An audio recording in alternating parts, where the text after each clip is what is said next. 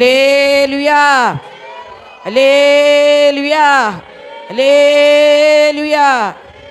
நீ நினச்சி பாருங்க, இந்த 9ஆம் மாதத்தின் கடைசி 28ஆம் நாள் வரைக்கும் கர்த்தர் நம்மோடு கூட இருந்தாரு, நம்மளே பாதுகாத்தாரு, நமக்கு ஜீவன் சுகம் பலம் தந்தாங்களே. எவ்வளோ ஆபத்துகள், விபத்துகள், மரணங்கள் எல்லாவற்றுக்கும் நம்மளை தப்பு அந்த தேவனுக்கு நம்ம எவ்வளோ நன்றி சொன்னாலும் முடியாது. நான் அடிக்கடி நினைக்கிறது, நைட்டு தூங்குறோம், காலையில் எழும்பினா, உயிரோடு எழும்பினா தான் ஜீவன் இருக்குன்னு சொல்ல முடியும். கர்த்தர் நம்மளை பாதுகாத்தார். அந்த தேவனுக்கு நம்ம எவ்வளோ நன்றி சொல்லணும். ஆலயத்தில் வந்த பிறகு தான் நம்ம நன்றி, வீட்டில் இருந்தால் அவ்வளோ நேரம் இருக்காது. ஆனபடினால் இந்த நேரத்தில் கர்த்தர் செய்த நன்மைகளை நினைத்து பாருங்க. நம்ம ஓட தொடங்க எத்தனையோ பேர் இல்லை, நம்ம சொந்தக்காரங்க, இன்னும் ஜனபந்துக்கள், தெரிஞ்சவங்க, எடுத்த நிமிஷம் மரணம் தான். ஆனால் கர்த்தர் நம்மளையும் நம்மட பிள்ளைகளையும் இதுவரைக்கும் கர்த்தர் பாதுகாத்தார். வியாதிகள் வரலாம், பலகீனங்கள் வரலாம், ஆனாலும் ஜீவனை தருகிற தேவன் நமக்கு ஜீவனை தந்தார். அந்த தேவனை நினச்சி நான் ஒவ்வொரு நாளும், ஆண்டவரே ஒவ்வொரு நாளும் கொடுக்கும்போது, தேவனே உமக்கு நன்றியப்பா, நான் ஜீவனோட வைத்தீரப்ப உமக்கு நன்றியப்பான்னு நன்றி சொல்லுறோம். கர்த்தர் செய்த எல்லா நன்மைகளுக்காக ஸ்தோத்திரம் பண்ணுவோம். சோத்ராம் சோத்ராம் சோத்ராம் சோத்ராம். உண்ண ஆகார, உடுக்க, வஸ்திரம், போகிற இடத்துல எல்லாம், வாகனங்களில் எல்லோரும் வெளியூருக்கு தான் போயிட்டு வந்தாங்க. ஒவ்வொரு நாளும் முந்தி பிந்தி எல்லா தூர இடங்களுக்கு யாத்திரையில், வாகனத்தில், காரில் கர்த்தர் பாதுகாத்தார். எவ்வளோ ஆபத்துகள் நடக்குது, எவ்வளோ விபத்துகள் நடக்குது. கர்த்தர் பாதுகாக்கிறவர். இது வரைக்கும் நம்மளை பாதுகாத்த தேவனுக்கு நன்றி சொல்லுவோம். லேலுயா, ஸ்தோத்திரம் ஸ்தோத்திரம் ஸ்தோத்திரம். ஒரு வசனத்தை வாசிப்போம். உலகத்தில் நம்ம இருக்கிறோம், என்னென்ன காரியங்களை நம்ம விட்டுவிட வேண்டும் என்று சில காரியங்களை குறித்து நான் இன்றைக்கி பேச போகிறோம். விட்டுவிட வேண்டியவைகள். வசனத்தை வாசிப்போம். 1 தெசலோனிக்கர் 5:22 வசனம். 1 தெசலோனி 5:22.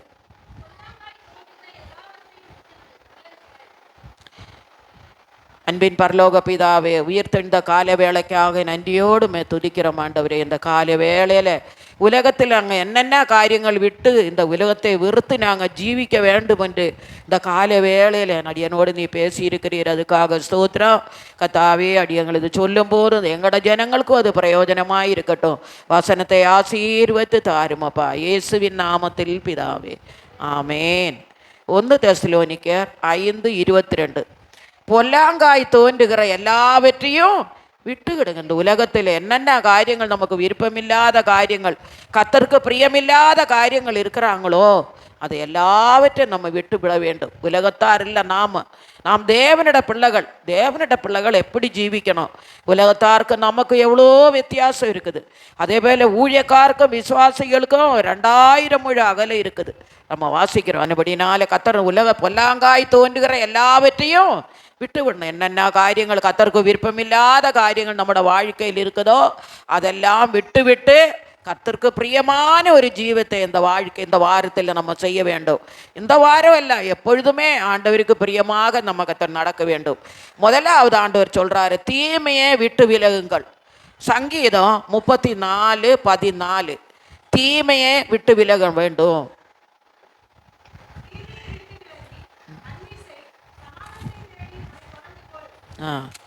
தீமையை விட்டு விலகி நன்மை செய்ய, சமாதானத்தை தேடி அதே தொடர்ந்து கொள். தீமையான யாவற்றையும் நம்ம விட்டு விட வேண்டும். கர்த்தருக்கு விருப்பமில்லாத காரியங்களை நம்ம விட்டு கர்த்தருக்கு பிரியமான காரியங்களை நமக்கு செய்ய வேண்டும். ஆண்டவர் பிள்ளைகள் கர்த்தர் நம்மளை ரட்சித்தார், அபிஷேகித்தார். ஆண்டவரோட பிள்ளையாக கர்த்தர் நம்ம மாற்றினார். உலகத்தில் காணுന്ന எல்லா அருவறுப்புகளுக்கும் அவங்கள விட்டு விலகி நம்ம இந்த நாட்களில் கர்த்தருக்கு பிரியமான ஒரு வாழ்க்கையை செய்ய கர்த்தர் நமக்கு உதவி செய்ய வேண்டும். அது மட்டுமல்ல, சங்கீதம் 37:27 வசனத்தை வாசிப்போம். தீமையை விட்டு விலகி நன்மை செய் என்றென்றைக்கும் நிலை. நன்மை செய்வர் என கர்த்தர் ஒவ்வொரு நாள் கர்த்தர் நிலைத்திருக்க செய்வாரா. ஆனபடினால் இந்த நாட்கள் வேண்டாத காரியங்கள், கர்த்தருக்கு விருப்பமில்லாத காரியங்கள் மார்க்கில் நம்ம வாசிக்கிறோம். மார்க்கில் வசனத்தை வாசிக்க அதில் பொல்லாங்காய் தோன்றுகிற எத்தனையோ காரியங்களை பற்றி நம்ம வாசிக்கிறோம். மார்க்கு 7:20 வசனத்திலிருந்து வாசிங்க.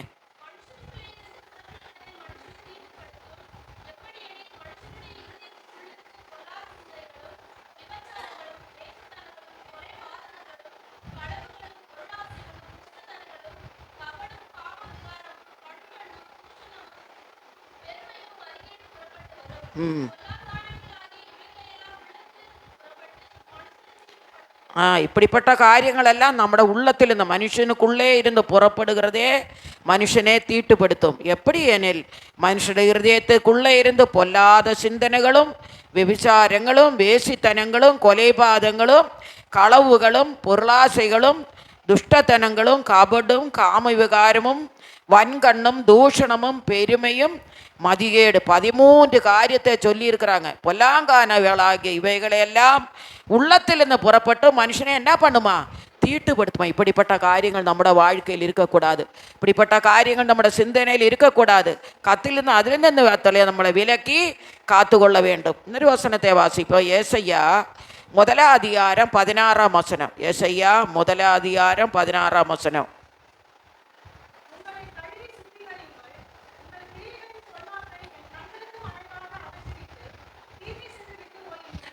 உங்களை உங்களை என்ன பண்ண? உங்களை கழுவி சுத்திகரியுங்கள். உங்கள் கிரியைகளின் பொல்லாப்பை என் கண்களுக்கு மறைவாக அகற்றிவிட்டு தீமை செய்ததை விட்டு ஓயுங்கள். அனுபடினால கத்தர் விருப்பமில்லாத எல்லா காரியங்களையும் ஆண்டவரே விட்டு என்னை சுத்திகரியும் கத்தரிடத்தில் கேட்கும்போது கத்தர் நம்மளை சுத்திகரிக்கிறவராயிருக்கிறார். ஆண்டவர் முதலாவது சொல்கிறாரு, விட்டு விலக வேண்டிய காரியங்கள். முதல் காரியம் தீமையை விட்டு விலக வேண்டும். ரெண்டாவது பாவத்தை விட்டு விடுங்கள். நீதிமொழிகள் 28:13. நீதிமொழிகள் 28:13.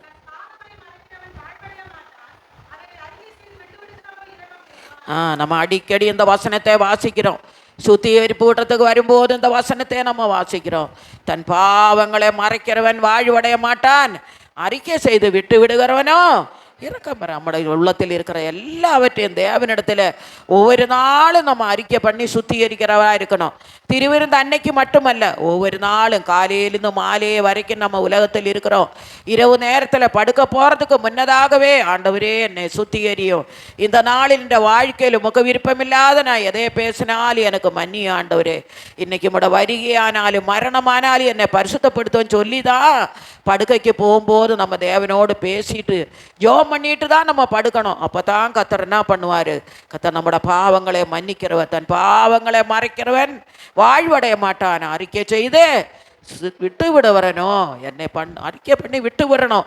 விட்ட பாவத்தை மறுபடியும் நம்ம எடுக்கக்கூடாது. எத்தனையோ பாவங்களை விட்டுட்டு நம்ம வந்திருக்கிறோம். அந்த பாவங்களெல்லாம் நம்ம மறுபடியும் போய் எடுக்கக்கூடாது. மறுபடியும் போய் சேற்றில் விழக்கூடாது. அப்படிப்பட்ட நிலவர் இந்த நாட்கள் நம்மளோட வாழ்க்கையில் வராதபடி கத்தர் நீ பாதுகாத்து கொள்ள வேண்டும். அது மட்டுமல்ல, எபிரேயர் 12:1. எபிரேயர் 12:1. 12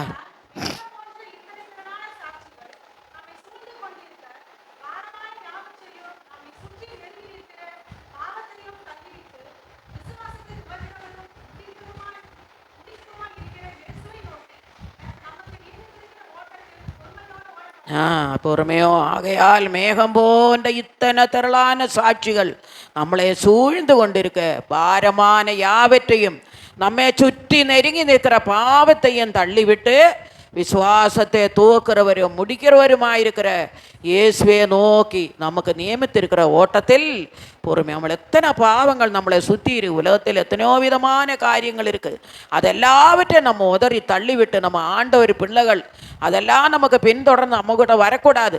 நம்ம என்னைக்கு நம்ம விட்டு உலகத்தை விட்டு வந்தேனோ அதெல்லாம் நம்ம காலு கடியில் நம்ம மிதித்து விட்டுறணும். திரும்பி மறுபடியும் போய் நாய் கக்குன்னு திருப்பி சாப்பிட்றது போல் அதெல்லாம் நம்ம சாப்பிடக்கூடாது. என்னைக்கு நம்ம கெட்ட பழக்கத்தை விட்டோனோ, குடியை விட்டனோ, வெறியை விட்டனோ, சிகரெட்டு விட்டனோ, மறுபடியும் போய் அதெல்லாம் தொடக்கூடாது. அந்த மாதிரி சுபாவம் நம்ம வாழ்க்கையில் கத்தருக்கு பிரியமான ஒரு வாழ்க்கையை நம்ம செய்ய வேணும். இயேசு அதுக்கு தான் நம்மளை பாருங்களேன், அவ்வளோ பெரிய அக்கிரமம் பாவம் செய்து நம்மளை இயேசுவின் ரத்தத்தினால கழுகி கத்தர் நம்மளை சுத்திகரித்தாரே. அந்த தேவனுக்கு நம்ம இந்த நாட்களில் நன்றி செலுத்துகிற பிள்ளைகளாக நம்ம மாற வேண்டும். முதலாவது தீமையை விட்டு விலகணும். நமக்கு என்னென்ன காரியங்கள் விருப்பமில்லாத காரியங்கள் இருக்குதோ அதெல்லாவற்றையும் வெறுத்து விட்டு நம்ம வர வேண்டும். ரெண்டாவது, பாவத்தை விட்டு விடுங்கள். தன் பாவங்களை மறைக்கிறவன் வாழ்கடை மாட்டான். அறிக்கை செய்து விட்டு வரணும். அது மட்டுமல்ல, மேகம் போன்ற இத்தனை திரளான சாட்சிகள் நம்ம சூழ்ந்து கொண்டிருக்க, பாரமான யாவற்றையும் நம்ம சுற்றி அநேக பாவங்கள் நெருங்கி இருக்கிறது. அதையெல்லாம் நம்ம தள்ளி விட்டு நம்ம அழைத்த தேவனை நோக்கி நமக்கு கொடுத்த ஓட்டத்தை எப்படி இருக்கணுமோ பொறுமையோட ஓடணும். கர்த்தர் நம்மளை கொண்டு வந்தார், கடைசி வரையும் நம்மளே பாதுகாக்கார். நம்ம அழைத்த தேவன் வழியில் நம்ம விட்டு போகிற தேவன் அல்ல. ஆனபடினால கடைசி வரையும் அவர் நோடு கூட இருப்பார். விட்டதே மறுபடி எடுக்காதபடி கர்த்தருக்குள்ள பரிசுத்தமாக இருக்கக்கூடிய கிருபையே, அதுக்கேற்ற பலனே கர்த்தர் உங்களுக்கு தருவார். மூன்றாவது, கோபத்தை விட்டு விடுங்கள். என்ன விட்டு விடணுமா? கோபம். எல்லாருக்கும் கோபம் இருக்குது. எல்லாரும், எனக்கு பொம்பளைங்களுக்கும் கோபம் தான், ஆம்பளைங்களுக்கும் கோபம் இருக்குது. வசனத்தை வாசிங்க. சங்கீதம் 37:8 வாசிங்க.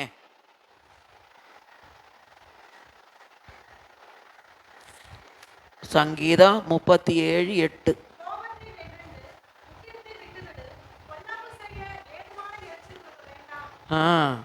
கோபத்தை நெகிழ்ந்து உக்கிரத்தை விட்டு விடு, பொல்லாப்பு செய்ய ஏதுவான எரிச்சல் உனக்கு வேண்டாம். கோபம் வந்தால் என்ன செய்யணும்னு தெரியாது.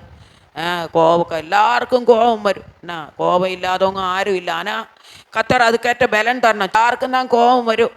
ஆனால் அது நம்ம சபையாக இருக்குதே, இல்லையோ பெண்டிகோஸ்டுக்காரனாக இருக்கிறதே, அப்படி இல்லை. எல்லா மனுஷருக்கும் கோபம் வரும். ஆனால் ஆண்டவர் எப்படி இருந்தார்?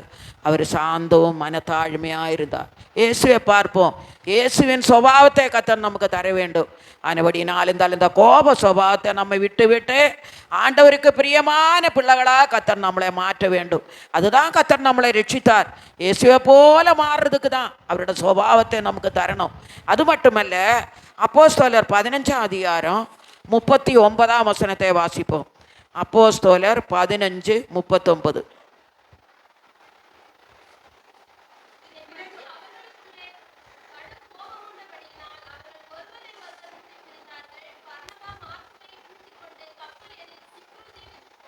ஆமாம், கோபம். ஊழியக்கார அவங்களுக்குள்ளேயும் கோபம் வந்துச்சா? இதை பற்றி அவர்களுக்குள்ளே கடும் கோபம் ஊண்டபடியினால் அவர்கள் ஒருவர் விட்டு பிரிந்தார்கள். ஊழியக்கார பர்னபாவும் பவுலும் பர்னபாவும் ஒன்றா இருந்தாங்க. ஆனால் ஒருத்தக்குரு விட்டு பிரிந்தார்களா? மார்க்கே கூட்டிக்கொண்டு கப்பல் ஏறி என்ன ஊருக்கு போனாங்களா? சீத்துவுக்கு போனாங்களா? ஆனபடினால கோப சாபம் எனக்குள்ளே இருக்குது, கோபம் உங்களுக்குள்ளே இருக்குது. கர்த்தர்மா சொன்னார், இயேசுவை போல அழகுள்ளவன் யாரும் இல்லை. இயேசுவின் சுபாவத்தை நமக்கு தரணும். இயேசு சாந்தமாக இருந்தான். மறுபடியும் சாந்தமான சுபாவத்தை கர்த்தர் நமக்கு தரணும். கோபம் இருந்துக்கிற இடத்துல குணமும் இருக்குன்னு சொல்லுவாங்க. கோபப்படுற இடத்துல குணமும் இருக்குமா? கோபம் படுறாங்க, ஆனால் கொஞ்சம் நேரத்தில் என்ன பண்ணுவோம்? அவங்களுக்கு மனது இருக்குது, ஐயோ நம்ம கோபப்பட்டுட்டேனே. எல்லாருக்கும் தான் கோபம் வருது. ஆனால் கர்த்தர் என்ன சொல்கிறாரு? இயேசுவை போல மாறுங்க. அவர் சாந்தமாக இருந்தார். சாந்தமான ஆட்டுக்குட்டியே போல் இருந்தார். மயிர் கத்திரிக்காய் கொண்டு போகும்போது அவர் வாயே திறக்கல. அப்படியே எடுத்துகிட்டு போன இடத்துல அவர் மௌனமாக இருந்தார். அவரை கூட்டிகிட்டு போனதெல்லாம் நமக்கு தெரியும். இயேசுவின் சுபாவத்தை நமக்கு தர வேண்டும். ஒரே நாளில் நம்ம மாற முடியாது, கொஞ்சம் கொஞ்சமாக தான் நம்ம மாறணும். இயேசுவின் தாழ்மையை நமக்கு தர வேண்டும். அவர் எப்படி மனரம்யமாக இருந்தாங்க, எல்லாவற்றையும் சகிச்சாங்க. அதே போல் உங்களுக்கு தேவனிடத்தில் கேளுங்க, ஆண்டவரே எனக்கு நிறைய கோபம் இருக்குதப்பா, இந்த கோப சுபாவத்தில் எனக்கு ஒரு விடுதலை தாரும். ஆனபடினால் இயேசுவை போலுள்ள சுபாவத்தை கர்த்தர் நாட்களில் நமக்கு தர வேண்டும். முதலாவது தீமையை நம்ம விட்டு விலக வேண்டும். ரெண்டாவது பாவத்தை விட்டு விலக வேண்டும். பாவமாய் தோன்ற எல்லா காரியங்களையும் விட்டு விலகி தேவனுக்கு பிரியமான பிள்ளைகளாக கர்த்தர் நம்மளை மாற்ற வேண்டும். மூன்றாவது, கோபத்தை விட்டு விடணும். கோப சுபாவம் நமக்கு வேண்டாம். சாந்தோ மனத்தாழ்மை. இயேசுவானவர் சாந்தோ மனத்தாழ்மையாயிருந்து கோபம் வேண்டாம், மூர்க்கம் வேண்டாம், அந்த மாதிரி காரியங்கள் நம்மளோட வாழ்க்கையில் வேண்டாம். ஆனபடினால இயேசுவே போலுள்ள சுபாவத்தை கர்த்தர் இந்த நாட்களில் நமக்கு தர வேண்டும். நான்காவது, சண்டையே விட்டு விடுங்கள். சண்டை போடுற சுபாவம் நமக்கு வேண்டாம். என்ன, வசனத்தை வாசிங்க. நீதிமொழிகள் 7ஆம் அதிகாரம் 14ஆம் வசனம். நீதிமொழிகள் 7:14.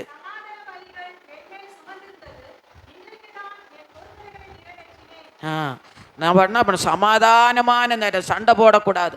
சண்டை போடுற அனுபவத்தை எல்லாம் நம்ம இந்த நாட்களில் விட்டு விடணும். ஆனபடினால் இந்த நாட்களில் தேவனுடைய சுபாவத்தை கர்த்தர் நமக்கு தர வேண்டும். யார் வந்தாலும், சண்டை போடுறவன் வந்தால் கூட என்ன பண்ணோம், நம்மளும் அமைதியாக இருக்கணும். அவன் வரும்போதே தெரியும் இவன் சண்டை போடத்தான் வரும். நம்ம பணம் வாங்குறாங்க, இந்த பணம் கொடுக்காத நேரத்தில் அவன் வந்து நிற்பான், எனக்கு கொடுக்க வேண்டிய கொடுன்னு சொல்லி. வாங்கினவனுக்கு எப்படி இருக்கும், இந்நாளையும் கொடுத்து தீர்க்க முடியல. அப்படிப்பட்ட சூழ்நிலைகள் நம்மளோட வாழ்க்கையில் கூட இருக்குது. எவ்வளோ பேர் கடன் வாங்கித்தான் பிள்ளைகளை படிக்க வைக்கிறாங்க, எவ்வளோ காரியங்கள் செய்கிறாங்க. அந்த கடன்காரன் கேட்டு வரும்போதே நமக்கு அவங்க வேதனையாக இருக்கும். என்ன அனுபடினால் இந்த நாட்களில் அவன் வரும்போது என்ன பண்ணும், சண்டையெல்லாம் போடாதீங்க, சமாதானமான நிலத்தில் அவனை நடத்துங்க, சண்டையை விட்டு விடுங்கள். நீதிமொழிகள் 15:18 வாசிங்க. நீதிமொழிகள் 15:18.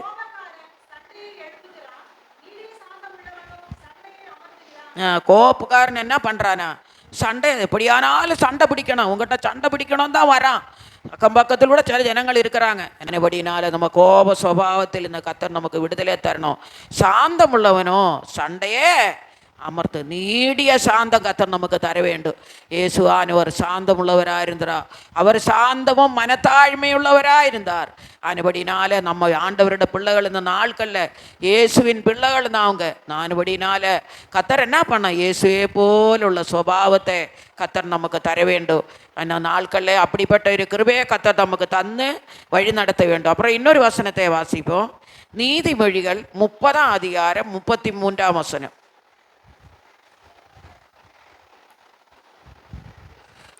நீதிமொழிகள் 30:33.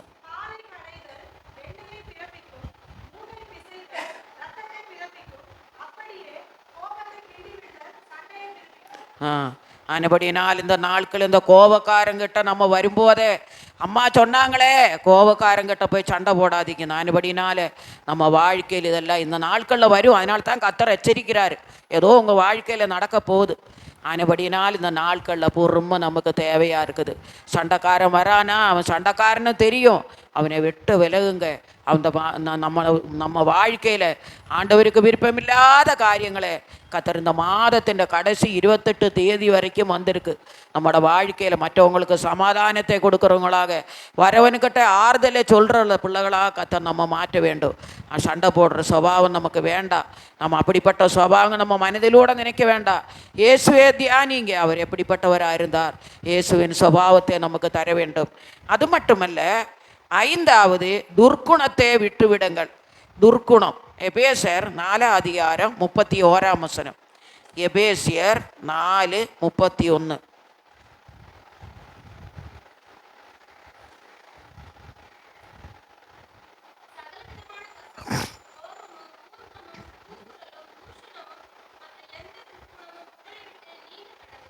என்ன சொல்றாரு ஆண்டவர், சகலவிதமான கசப்பும் கோபமும் மூர்க்கமும் கூக்குரலும் தூஷணமும் மற்ற எந்த துர்க்குணமும் உங்களை விட்டு நீங்கள் இப்படிப்பட்ட காரியங்கள் நம்மளோட வாழ்க்கையில் இருக்குது. எல்லாருக்கும் தான் இருக்குது.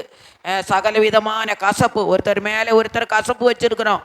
ஆண்டவர் என்ன சொன்னார், இந்த கசப்பு இருந்தால் கத்தோட வரிகையில் நம்ம போக முடியாது. அவர் எதிர்பார்க்கிற காரியங்கள் நம்மளோட வாழ்க்கையில் இருந்தால் தான் ஆண்டவர் வரும்போது நம்ம போக முடியும்.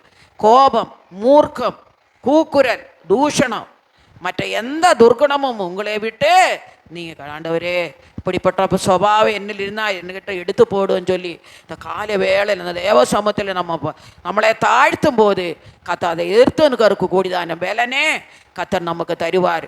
அது மட்டுமல்ல, அடுத்த கொலோசியர் 3:8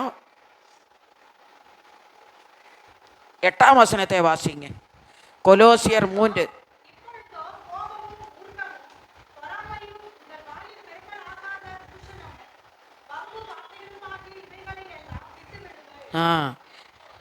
இப்பொழுதோ கோபமும் மூர்க்கமும் பொறாமையும் உங்கள் வாயில் பிறக்கலாகாத தூஷணமும் வம்பு வார்த்தைகளுமாகிய இவைகளையெல்லாம் விட்டு விடுங்கள். இப்படிப்பட்ட சுபாவம் நம்ம வாழ்க்கையில் இருக்குது. ஆண்டவரே, இதில் எனக்கு ஒரு விடுதலை தாரும் ஆண்டவரே. கடந்த நாட்கள் என்ற வாழ்க்கையில் இருந்துச்சப்பா, இந்த நாளில் இந்த ஒரு விடுதலை தாருன்னு சொல்லி நம்ம தேவ சமூகத்தில் நம்ம அறிக்கை பண்ணும்போது கத்தர் இப்படிப்பட்ட காரியத்தில் இந்த கத்தர் நமக்கு விடுதலை தருகிறார். அது மட்டுமல்ல, யாக்கோபு 1 அதிகாரம் 21 வசனத்தை வாசிப்போம்.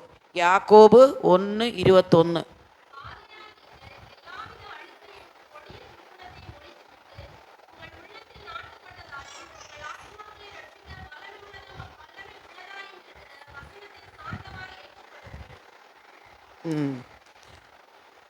ஆகையால் நீங்கள் எல்லாவித அழுக்கையும் கொடிய துர்க்குணத்தையும் ஒழித்துவிட்டு உங்கள் உள்ளத்திலே நாட்டப்பட்டதாயும் உங்கள் ஆத்துமாக்களே ரட்சிக்க வல்லமையுள்ளமாயிருக்கிற வசனத்தை சாந்தமாக ஏற்றுக்கொள்ளுங்க. ஆகையால் நீங்கள் எல்லாவித பலவிதமான அழுக்குகள் நம்மளோட வாழ்க்கையில் இருக்குது. அந்த துர்குணத்தை ஒழித்து விட்டுட்டு கத்தர் இந்த நாட்கள் ஒரு புதிய மனிதர்களாக கத்தர் நம்மளை மாற்ற வேண்டும். பாரு, இப்போ முடிச்சேன்னா 10ஆம் மாதம் வரப்போகுது, இன்னும் 2 மாதம்தான் இருக்குது. நாடா இவ்வளோ சீக்கிரம் ஓடிக்கிட்டே இருக்குது பாரு, நாட்கள் ஓடிக்கிட்டே இருக்குது. அடுத்த டிசம்பர் வரப்போகுது, என்ன ஜனவரி வரப்போகுது, நாட்கள் ஓடிக்கிட்டே இருக்குது. கத்தர் நம்மோடு கூட இருக்கிறார். கத்தர் நமக்கு ஜீவனே கொடுக்குறார். நம்ம என்ன குற்றம் செஞ்சாலும் சரி, பேசினாலும் சரி, அதெல்லாம் மன்னித்து மறந்து கத்தர் நம்மளை நடத்துகிறாரே, அவரோட பெரிய தேவு. கத்தர் நம்ம மேல் வைத்த பெரிய தேவை ஆனபடினால் இந்த நாட்களில் எல்லா அழுக்கையும் கொடிய துர்க்குணத்தையும் ஒழித்து விட்டு உங்கள் உள்ளத்தில் நாட்டப்பட்டதாயும் உங்கள் ஆத்துமாக்களை ரட்சிக்க வல்லமையுள்ளதாயும் இருக்கிற வசனத்தை சாந்தமாக வசனத்தை ஏற்றுக்கொள்ளுங்க. வசனத்தின்படி நடைங்க. ஒவ்வொரு நாளும் காலையிலும் ஒரு நாளோட வசனம் வாசிக்காமல் இருக்காதீங்க. பைபிள் படிங்க. பிள்ளைகள் இந்த நாட்கள் ஆண்டவரே எந்த போனாலும் வசனம்தான் நமக்கு நடத்துறது. எவ்வளோ துக்கத்தில் இருக்கும்போது ஒரு வசனத்தை படிக்கும்போது கத்தர் நமக்கு ஒரு ஆறுதல் தருகிறார். இந்த பைபிளுக்கு வருஷத்தின் கடைசியிலூட பைபிள் படித்தவங்களே நாங்கள் பிரத்யேகமாக கவனிக்கிறோம். அதுபடினால் ஒவ்வொரு நாளும் வசனத்தை படிங்க. கத்தர் வசனம் நம்மளை தேற்றும், நம்மளை நடத்தும். துக்கப்பட்டிருக்கிற நேரத்தில் அந்த பைபிள் எடுத்து ஒரு வசனத்தை படிக்கும்போது கத்தர் நம்மளை நடத்துகிறவராயிருக்கிறார். ஆனபடினால கர்த்தருக்கு விருப்பமான பிள்ளைகளாக இதுவரைக்கும் நடத்தின தேவன் இனிமேலும் நம்மோடு கூட இருந்து ஆண்டவருக்கு விருப்பமில்லாத எல்லா சுபாவத்தையும் இங்கே தள்ளிவிட்டு கத்தரையே மட்டும் பார்த்து இந்த நாட்களில் ஜீவிப்போம். அதுக்கேற்ற கிருபையை கத்தர் நமக்கு தருவார். அது மட்டுமல்ல, கடுஞ்சொல்லே விட்டு விடணுமா. 6வது கடுஞ்சொல்லே விட்டு விடணுமா. எபேசியர் 6:9 வசனம். மற்றவங்களை நம்ம கடுஞ்சொல் எதுவும் சொல்லக்கூடாது. ஒருத்தர் வராங்க வரும்போது அவனை நம்ம கடினமாக எந்த வார்த்தையும் அவனுக்கு பேசக்கூடாதா. கத்தர் அது பார்த்து துக்கப்படுமா. ஆனால் நம்ம ஆண்டவர் பிள்ளைகள் சில நேரத்தில் நம்ம எத்தனையோ காரியங்களை சொல்லுகிறோம், மனசு வேதனைப்பட்டு பேசுகிறோம். ஆனால் கத்தர் சொல்கிறாரு, நீ கடுஞ்சொல் ஒன்றும் சொல்லாதே. வாசிடுங்க எபேசியர் 6:9.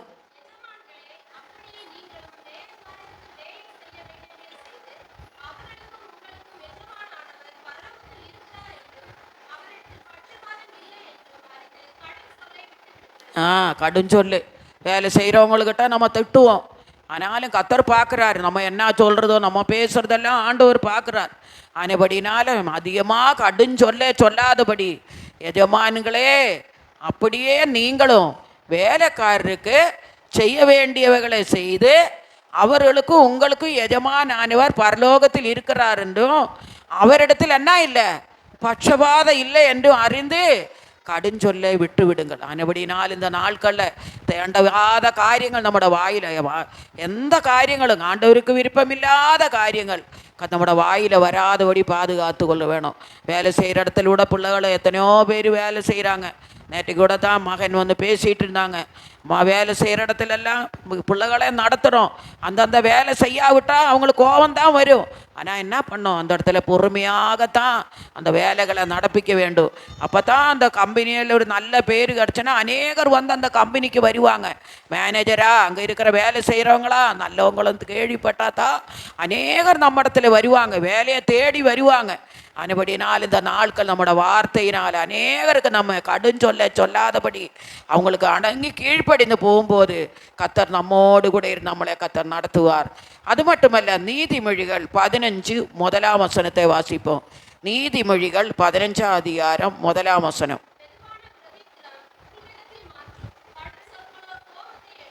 மெதுவான பிரதியுத்தரம் உக்கிரத்தை மாற்றும், கடுஞ்சொற்களோ கோபத்தை எழுப்ப. மெதுவான பதில் சொல்லுங்க. யாரு வந்து கேட்டாலும் சாந்தமாய் பதில் சொல்லுங்க. இயேசுவானவர் சாந்தமாக இருந்தார். நம்மட பிள்ளைகள், அவர் நம்மோடு கூட இருக்கிறார், உங்களுக்குள்ளே அவர் இருக்கிறார். ஆனபடினால எல்லாரும் வேலை செய்ய வைக்கிறவங்க தான். நான் கம்பெனிகள் நடத்துகிறவங்க, வண்டி ஓட்டுறவங்க, எவ்வளோ காரியங்கள் பொறுப்பாக இருக்கிறோம். ஆனால் இந்த நாட்களில் கர்த்தர் சொல்கிறார், இப்படிப்பட்ட சுபாவத்தை நீங்கள் கற்றுக்கொள்ளுங்க, இயேசுவின் சுபாவத்தை நீங்கள் கற்றுக்கொள்ளுங்க. முதலாவது தீமையை விட்டு விடுங்கள், இரண்டாவது பாவத்தை விட்டு விடுங்கள், மூன்றாவது கோபத்தை விட்டு விடுங்கள், நான்காவது சண்டையை விட்டு விடுங்கள், ஐந்தாவது துர்க்குணத்தை விட்டு விடுங்கள், ஆறாவது கடுஞ்சொல்லை விட்டு விடுங்கள், கடைசி ஏழாவது மாம்ச இச்சைகளை விட்டு விடுங்கள். 1 பேதுரு 2:11. 1 பேதுரு 2:11.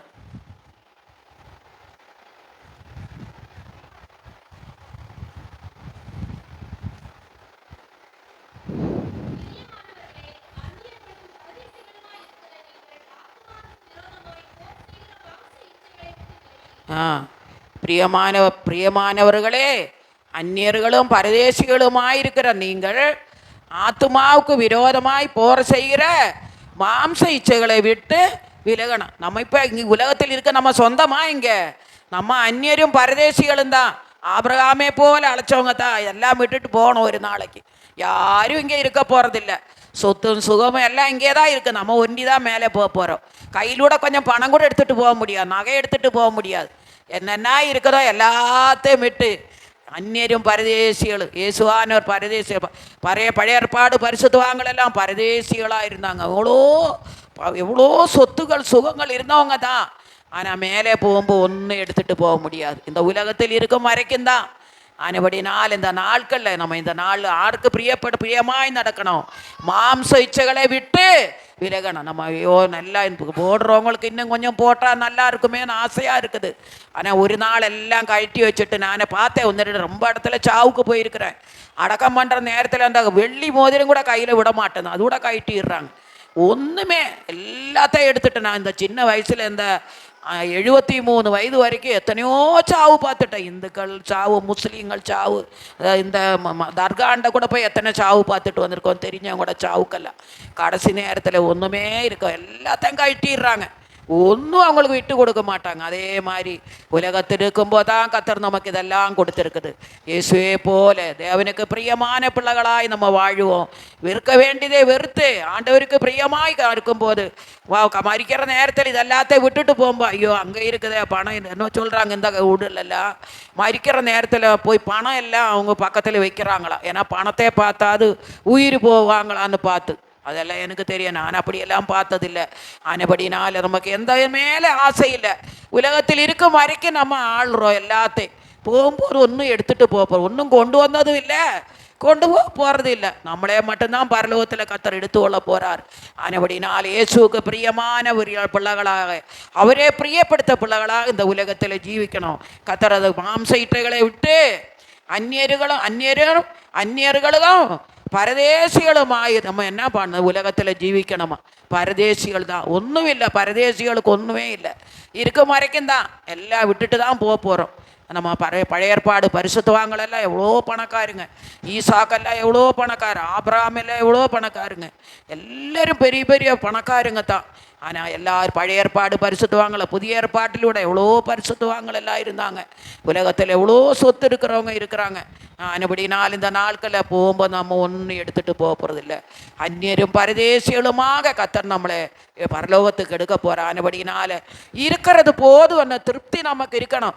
இது கொஞ்சம்தான் இருக்குதா, கர்த்தருக்கு தெரியும் உங்களை எப்படி பெரியவங்களை ஆக்கணும். நம்ம ஒரு காலத்தில் எப்படி இருந்தோம், இன்னைக்கு நம்ம எப்படி இருக்கிறோம், வரும் நாட்களில் இன்னும் கர்த்தர் நம்மளை உயர்த்துவார். கர்த்தரை தேடுறவளுக்கு ஒரு நன்மையும் குறைபடாது.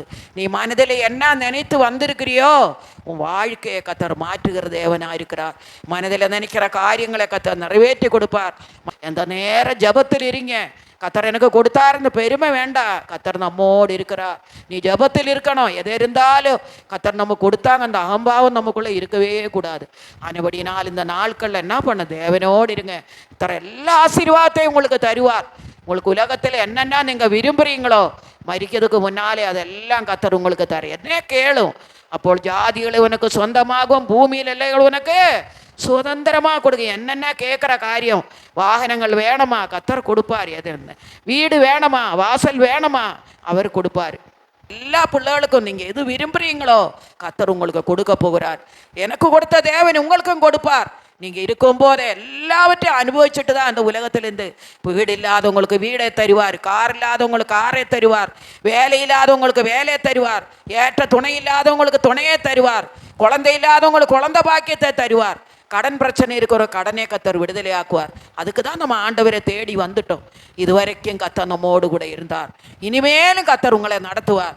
இந்த 9ஆம் மாதம் 28ஆம் தேதி வரை கத்தர் நம்மளை பாதுகாத்தாரு. எல்லா மரணத்துக்கும் தப்புவித்தாரு. நம்ம ஆண்டவரோடு இருக்கிறோம். அதுபடினால கொஞ்ச நாட்கள் இயேசுவுக்காக நம்ம ஜீவிப்போம். ஐயோ எனக்கு வீடு இல்லையே, எனக்கு இடம் இல்லையே, எனக்கு வேலை இல்லையே நினைக்காதீங்க. உங்கள் மேலே ஆண்டவர் கோபம் கிடையாது. உன்னை உண்டாக்கின தேவன் உனக்கு எல்லாவற்றையும் தருவார். நீ பூமியில் எதை கேட்பியோ அதெல்லாம் கத்தர் உனக்கு தருவார். முதலாவது தீமையை விட்டு விலகு, 2வது பாவத்தை விட்டு விடுங்கள், 3வது கோபத்தை விட்டு விடுங்கள், 4வது சண்டையை விட்டு விடுங்கள், 5வது துர்குணத்தை விட்டு விடுங்கள், 6வது கடுஞ்சொல்லை விட்டு விடுங்கள், 7வது மாம்ச இச்சைகளை விட்டு விடுங்கள் என்று வசனத்தை வாசிங்க. கலாத்தியர் 5ஆம் அதிகாரம் 24ஆம் வசனம். கலாத்தியர் 5:24. கலாத்தியர் 5:24.